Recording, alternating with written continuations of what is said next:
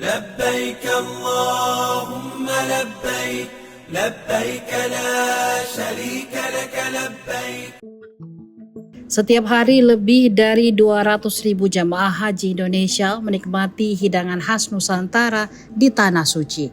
Tapi tahukah Anda dari mana semua itu bermula? Di dapur catering Raheb, kawasan Syauqiah Mekah. Sejak pagi hari, para juru masak di dapur sibuk menyiapkan ratusan ribu porsi makanan. Di balik wajan-wajan besar dan aroma rempah yang khas, ada wajah-wajah Indonesia yang akrab. Toha misalnya, pria asal Banten yang sudah 15 tahun menjadi juru masak di Arab Saudi. Sahrul dari Lombok sudah 7 tahun meracik cita rasa Indonesia di negeri orang.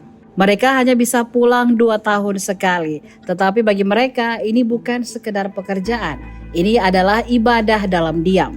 Sebagai bentuk komitmen layanan, pemerintah Indonesia mengontrak langsung juru masak Indonesia.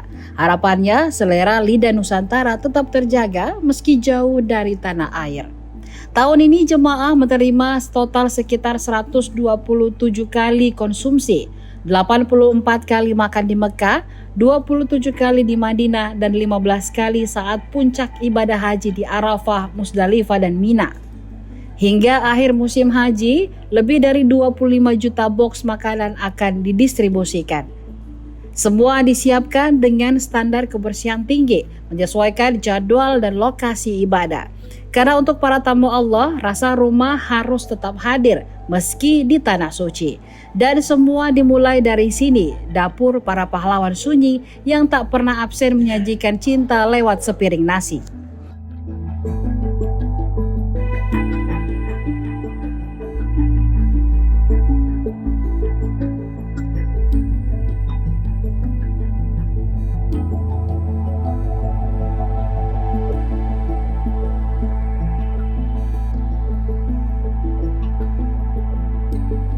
Download Tribun X sekarang, menghadirkan lokal menjadi Indonesia.